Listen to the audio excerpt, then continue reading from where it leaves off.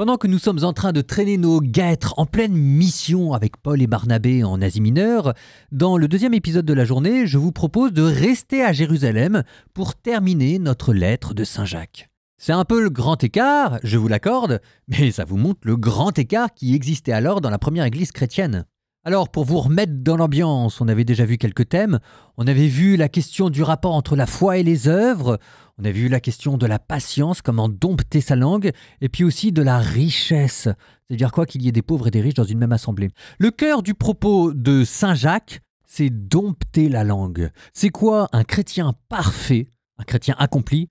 C'est un chrétien qui sait garder sa langue. C'est curieux parce que c'est une manière de présenter la vie chrétienne qu'on n'a plus trop l'habitude d'entendre, mais qui est courant dans une certaine tradition de l'Église, celle des moines, celle des religieux. Peut-être sans le savoir, Saint Jacques a inauguré toute une tradition qui, à coup de punchline, on pense aux apophthegmes des pères du désert, vous parle de la rigueur qu'il peut y avoir dans la vie morale chrétienne. Pourvu qu'on ait le cœur bien accroché, parce que Saint Jacques n'y va pas avec le dos de la cuillère, je vous promets un voyage du côté de la radicalité chrétienne.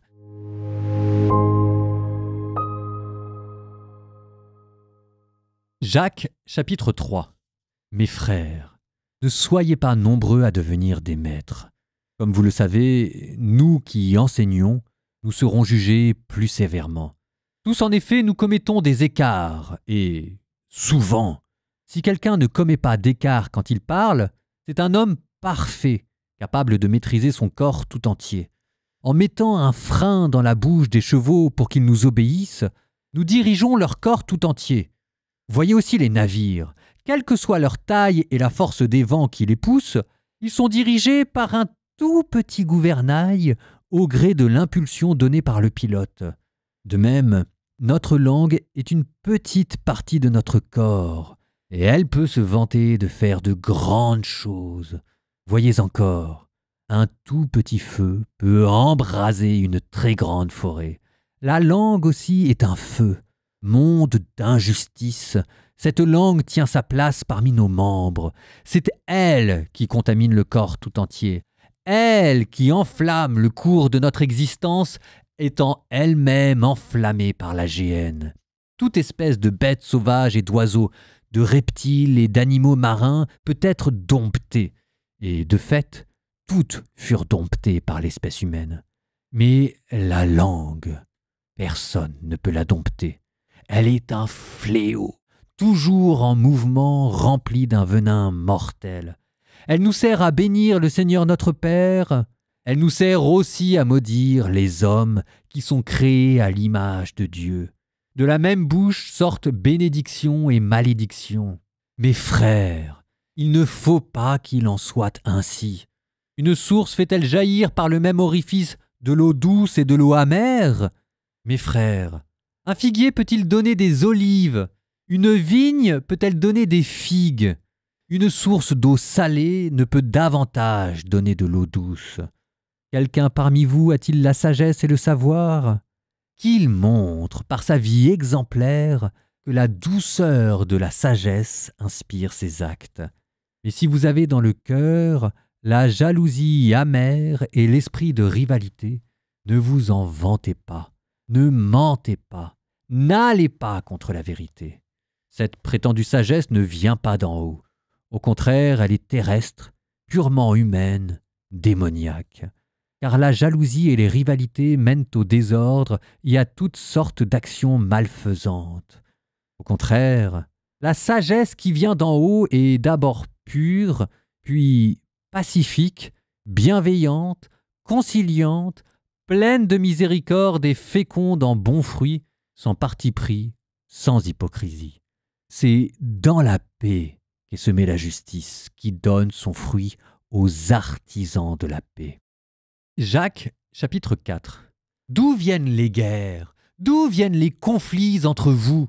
N'est-ce pas justement de tous ces désirs qui mènent leur combat en vous-même? Vous êtes plein de convoitises et vous n'obtenez rien. Alors vous tuez. Vous êtes jaloux et vous n'arrivez pas à vos fins? Alors vous entrez en conflit et vous faites la guerre. Vous n'obtenez rien parce que vous ne demandez pas. Vous demandez mais vous ne recevez rien En effet, vos demandes sont mauvaises, puisque c'est tout pour dépenser en plaisir. Adultères que vous êtes. Ne savez-vous pas que l'amour pour le monde rend ennemi de Dieu? Donc celui qui veut être ami du monde se pose en ennemi de Dieu. Ou bien, pensez-vous que l'Écriture parle pour rien quand elle dit « Dieu veille jalousement sur l'Esprit qu'il a fait habiter en nous » Dieu ne nous donne-t-il pas une grâce plus grande encore? C'est ce que dit l'Écriture. Dieu s'oppose aux orgueilleux, aux humbles il accorde sa grâce. Soumettez-vous donc à Dieu et résistez au diable. Il s'enfuira loin de vous. Approchez-vous de Dieu et lui s'approchera de vous. Pécheurs, enlevez la souillure de vos mains. Esprit double, purifiez vos cœurs. Reconnaissez votre misère, prenez le deuil et pleurez. Que votre rire se change en deuil et votre joie en accablement. Abaissez-vous devant le Seigneur et il vous élèvera. Frères, cessez de dire du mal les uns des autres. Dire du mal de son frère ou juger son frère, c'est dire du mal de la loi et juger la loi. Or, si tu juges la loi, tu ne la pratiques pas, mais tu en es le juge. Un seul est à la fois législateur et juge, celui qui a le pouvoir de sauver et de perdre. Pour qui te prends-tu donc, toi qui juges ton prochain? Vous autres, maintenant, vous dites « Aujourd'hui ou demain, nous irons dans telle ou telle ville, nous y passerons l'année, nous ferons du commerce et nous gagnerons de l'argent. » Alors que vous ne savez même pas ce que sera votre vie demain. Vous n'êtes qu'un peu de brume qui paraît un instant et puis disparaît. Vous devriez dire au contraire « Si le Seigneur veut bien, nous serons en vie et nous ferons ceci ou cela. » Et voilà que vous mettez votre fierté dans vos vantardises. Toute fierté de ce genre est mauvaise. Être en mesure de faire le bien et ne pas le faire, c'est un péché. Jacques, chapitre 5. Et vous autres maintenant, les riches, pleurez, lamentez-vous sur les malheurs qui vous attendent. Vos richesses sont pourries, vos vêtements sont mangés des mites, votre or et votre argent sont rouillés. Cette rouille sera un témoignage contre vous. Elle dévorera votre chair comme un feu. Vous avez amassé des richesses alors que nous sommes dans les derniers jours. Le salaire dont vous avez frustré les ouvriers qui ont moissonné vos champs, le voici qui crie, et les clameurs des moissonneurs sont parvenues aux oreilles du Seigneur de l'univers. Vous avez mené sur terre une vie de luxe et de délices, et vous vous êtes rassasiés au jour du massacre. Vous avez condamné le juste, et vous l'avez tué sans qu'il vous oppose de résistance. Frères, en attendant la venue du Seigneur, prenez patience. Voyez le cultivateur. Il attend les fruits précieux de la terre avec patience, jusqu'à ce qu'il ait fait la récolte précoce et la récolte tardive. Prenez patience, vous aussi, et tenez ferme, car la venue du Seigneur est proche. Frères, ne gémissez pas les uns contre les autres, et ainsi vous ne serez pas jugés. Voyez, le juge est à nos portes. Frères, prenez pour modèle d'endurance et de patience les prophètes qui ont parlé au nom du Seigneur. Voyez, nous proclamons heureux ceux qui tiennent bon. Vous avez entendu dire comment Job a tenu bon, et vous avez vu ce que à la fin le Seigneur a fait pour lui, car le Seigneur est tendre et miséricordieux. Et avant tout, mes frères, ne faites pas de serment, ne jurez ni par le ciel, ni par la terre, ni d'aucune autre manière. Que votre oui soit un oui, que votre non soit un non. Ainsi vous ne tomberez pas sous le jugement. L'un de vous se porte mal, qu'il prie. Un autre va bien, qu'il chante le Seigneur. L'un de vous est malade, qu'il appelle les anciens en fonction dans l'Église. Ils prieront sur lui après lui avoir fait une onction d'huile au nom du Seigneur. Cette prière, inspirée par la foi, sauvera le Seigneur. Le Seigneur le relèvera, et s'il a commis des péchés, il recevra le pardon. Confessez donc vos péchés les uns aux autres, et priez les uns pour les autres, afin d'être guéris. La supplication du juste agit avec beaucoup de force. Le prophète Élie n'était qu'un homme pareil à nous. Pourtant, lorsqu'il a prié avec insistance pour qu'il ne pleuve pas, il n'est pas tombé de pluie sur la terre pendant 3 ans et demi. Puis il a prié de nouveau, et le ciel a donné la pluie, et la terre a fait germer son fruit. Mes frères, si l'un de vous s'égare loin de la vérité et qu'un autre l'y ramène, alors, sachez-le, celui qui ramène un pécheur du chemin où il s'est garé sauvera son âme de la mort et couvrira une multitude de péchés.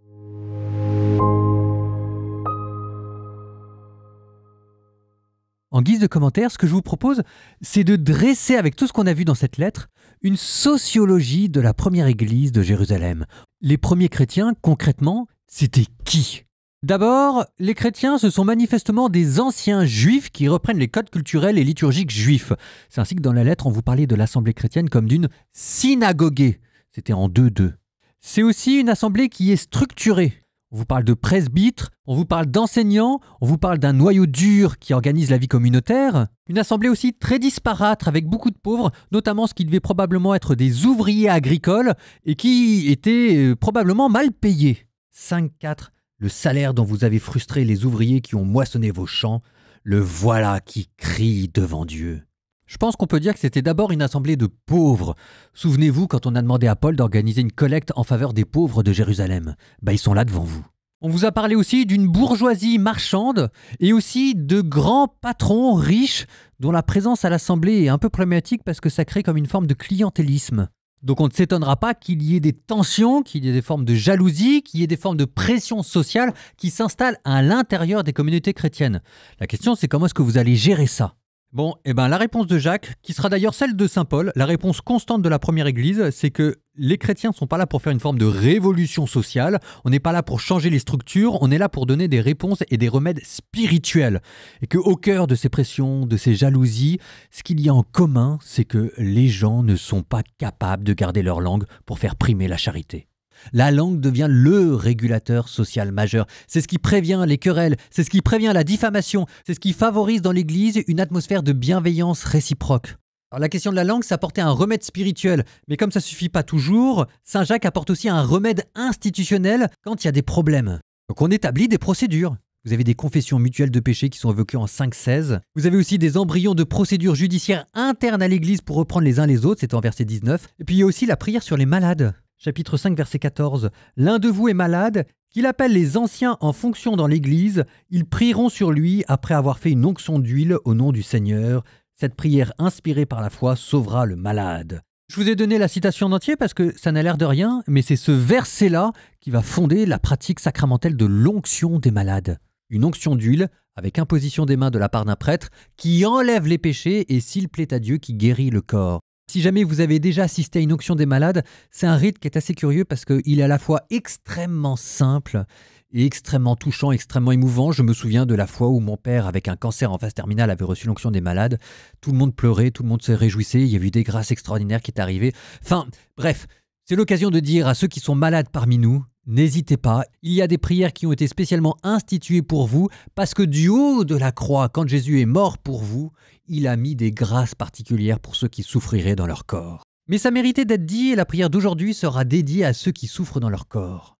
Alors c'est la prière qui introduit le rite de l'onction des malades et soit je la dis pour vous si vous souffrez, soit je vous encourage à penser à quelqu'un parmi vos proches qui souffre et pour qui vous allez confier cette prière. Au nom du Père et du Fils et du Saint-Esprit. Amen. Seigneur Jésus-Christ, Sauveur du monde, tu es passé partout en faisant le bien. Tu es allé visiter les malades pour les réconforter et les aider. Nous te prions pour cette personne que nous aimons et qui souffre. Pardonne-lui ses péchés. Donne-lui courage dans sa maladie. Souviens-toi de lui, Seigneur. Donne-lui ton secours, viens à son aide. C'est pour elle que nous adressons notre prière. Accorde-lui la force dans l'épreuve. Donne à tous ceux qui souffrent le soutien dont ils ont besoin. Au nom du Père et du Fils et du Saint-Esprit. Amen.